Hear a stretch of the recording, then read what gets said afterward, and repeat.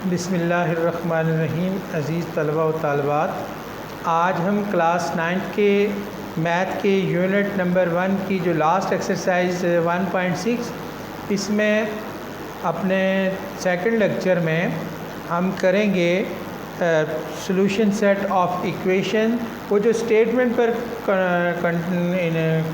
मुश्तमिल सवालात होते हैं उनको हम सॉल्यूशन सेट मालूम करेंगे। उसमें दिया गया है solve the following words problem by using matrix inversion method and Cramer rule. इन दोनों को हम इसमें देखेंगे। ये बहुत महारत की बात है कि आप स्टेटमेंट से क्वेश्चन को अंडरस्टैंड करें। जब आप क्वेश्चन अंडरस्टैंड करके इक्वेशन में कन्वर्ट कर लेते हैं तो फिर आपके लिए उसका सॉल्यूशन सेट करना बहुत आसान हो जाता है। क्वेश्चन है the length of rectangle is 4 time its width. जो एक रेक्टेंगल है, रेक्टेंगल की जो लेंथ है, लंबाई है, वो उसकी चौड़ाई से 4 गुना ज़्यादा है। The parameter of the rectangle is 150 centimetre. Find the dimension of the rectangle. अब फर्स्ट ऑफ ऑल हम क्या करेंगे सॉल्यूशन में, let's suppose x is length and y is width of rectangle। हम ये सपोज करते हैं कि एक रेक्टेंगल है। रेक्टेंगल एक ऐसी क्वाड्रिलेटरल को कहते हैं। Quadrilateral mean 4 sided figure, enclose figure को क्वाड्रिलेटरल।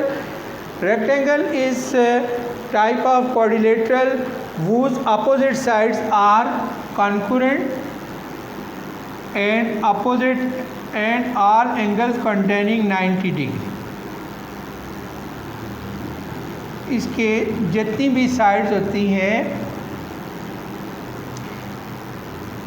दो साइड्स के दरमियान जितने एंगल्स होते हैं वो सारे के सारे 90 डिग्री पे होते हैं और उसकी सारी आमने सामने वाली अपोजिट साइड्स एक जैसी होती हैं। इस साइड की अपोजिट ये हो जाएगी, ये से कि ABC एंड D हमारे पास एक रेक्टेंगल है। हमने ये कहा है कि suppose x is the length. हमेशा लेंथ विड्थ से ज़्यादा होती है। लेंथ हमेशा विड्थ से, लंबाई हमेशा चौड़ाई से ज़्यादा होती है। अब क्वेश्चन में ये बात कही गई है the length of the rectangle is 4 time its width. यानी आपकी जो लेंथ होगी x is equal to 4y according to condition of question.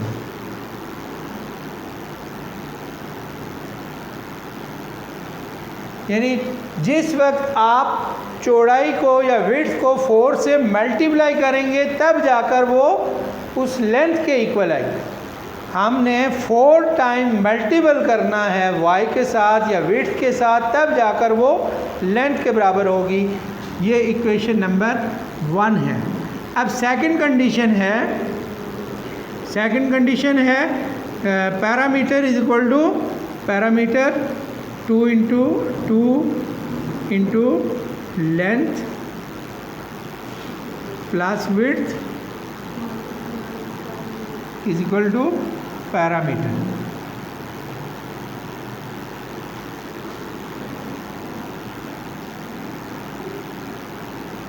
ये सेकंड कंडीशन है। हमेशा आपको पता होना चाहिए कि रेक्टेंगल का पैरामीटर किसके बराबर होता है। पैरामीटर का मतलब होता है जो प्रीमिसेस में आप कोई भी length of the boundary wall of the premises of figure is called parameter.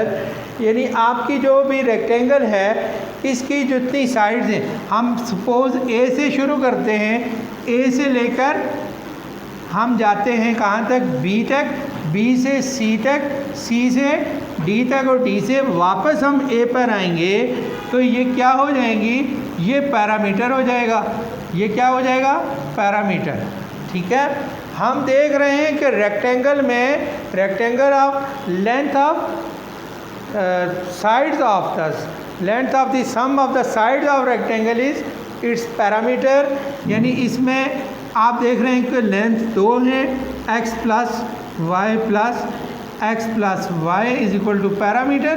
इससे हम अगर देखें तो 2x plus 2y is equal to parameter, तो 2 कॉमन ले लें, 2 into x plus y, x हमारा लेंथ है और y हमारी विड्थ है, तो 2 इंटू लेंथ इंटू विड्थ, इसी फार्मूले से ये ड्राइव जो है ना वो किया जाता है कि ये हमारा पैरामीटर इस तरह इसके बराबर होता है। ये क्वेश्चन में गिवन है, कितना दिया गया है, क्वेश्चन में दिया गया है 150 सेंटीमीटर, तो 2 into length x plus y is equal to 150 centimetre. ये हमारी second condition of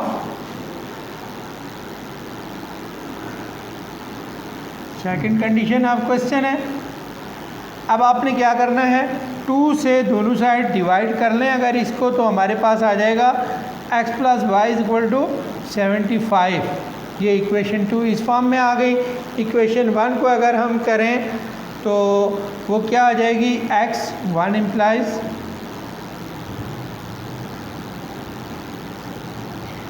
x minus 4y is equal to 4y is equal to पीछे 4y दूसरी साइड पे शिफ्ट करने से हमारे पास 0 आ जाएगा। ठीक है, अब ये इक्वेशन 1 है और ये इक्वेशन 2 है।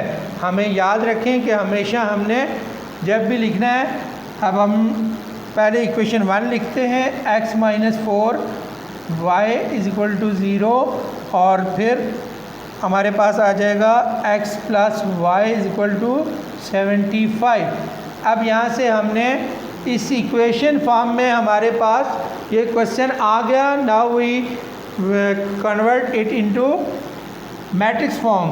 x मैट्रिक्स फॉर्म में क्या हो जाएगा, आप कोफिशिएंट लिखते हैं वेरिएबल के 1, -4, 1 एंड 1। ये हमारे पास वेरिएबल है यहाँ x and y is equal to constant का फॉर कॉलम mn की जगह 75। अब मैट्रिक्स फॉर्म हमारे पास आ गई। ठीक है, यहाँ तक हम क्वेश्चन को अब इस तरह फर्स्ट क्वेश्चन के पार्ट से उस फॉर्म में सिंपली हम लेके आ गए। इससे आगे मज़ीद हल करना हमारे लिए आसान हो जाएगा।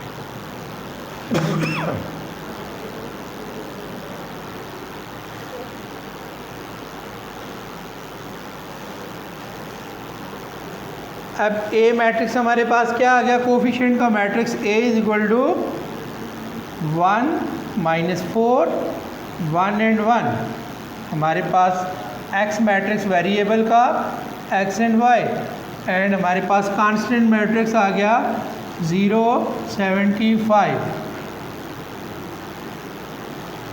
अब हम पहले क्या करेंगे, A का मॉड मालूम करेंगे। A का मॉड क्या आ जाएगा, 1 into 1 minus 4 into 1 is equal to 1 plus 4 is equal to 5 not equal to 0। Suppose अगर यहाँ पे ये हमारा A का मॉड 0 आ जाता है, डिटर्मिनेंट ऑफ कोफिशिएंट मैट्रिक्स हमारे पास अगर 0 होता तो कॉलम सिंगुलर मैट्रिक्स का सॉल्यूशन सेट मुमकिन नहीं होता। हम लिखते कि question cannot be further solve because matrix of coefficient is singular. अब ये चूँकि है, हम पहले किसको फॉलो करेंगे, क्रैमर रूल से। क्रैमर रूल में आपने पढ़ा है x is equal to determinant of ax over a mod and y is equal to determinant of ay over a mod. अब हमारे पास ax और ay की वैल्यूज़ हमने मालूम करनी है, तो ax क्या होगा, ax हमारे पास होता है mn bd, इसका डिटर्मिनेंट। अब यहाँ पर हमारे पास इस इक्वेशन में mn की जगह हमारे पास है 0, 75 और b और d की जगह -4 और 1। इनका हम मॉड मालूम करेंगे। A X mod is equal to 0 into 1 minus 4 into 75। तो ये हो जाएगा A X mod is equal to 300। A X mod is equal to 300। अब हम ए वाई का मॉड मालूम करेंगे। ए वाई किसके बराबर होता है? A C M N equal to A C की जगह हमारे पास है 1 इंटू 1, एम एन की जगह है 0.75। इसका हम डिटर्मिनेंट मालूम करेंगे। तो ये हमारे पास क्या आ जाएगा जी?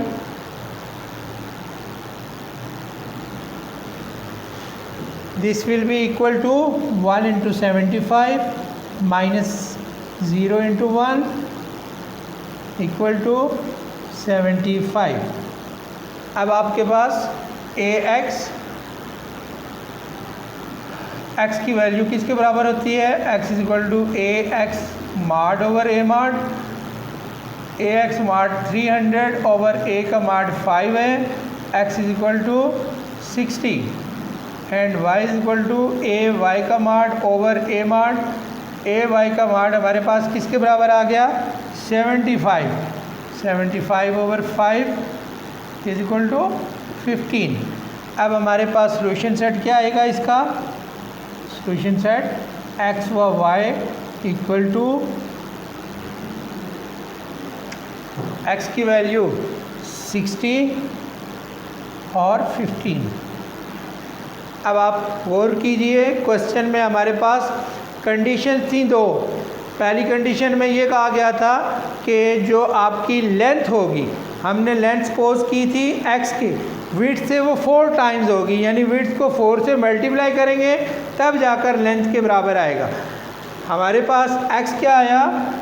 एक्स हमारे पास आ गया 15 और एक्स हमारे पास आ गया 60 और y हमारे पास 15। अब आप देख रहे हैं कि विड्थ को यानी y को 15 को 4 से मल्टीप्लाई करेंगे तो वो लेंथ के इक्वल आ जाएगी। तो इसका मतलब है हमारी कंडीशन ऑफ क्वेश्चन जो है वो दुरुस्त है। तो ये क्वेश्चन इस तरह से हमारा फिर दुरुस्त साबित होता है। ओके, अब इसका सेकंड मेथड जो है मैट्रिक्स इन्वर्शन मेथड से भी हमें करने के लिए ये बात कही गई है। मैं आपको इसी को उसमें भी बता देता हूँ ताकि आपको आसानी रहे।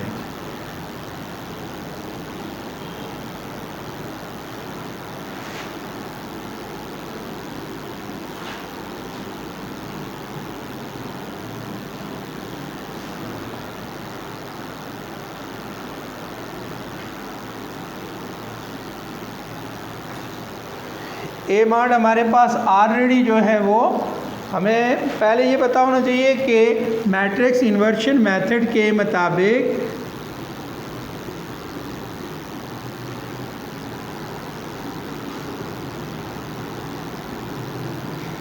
हमारे पास x is equal to A inverse into B होता है।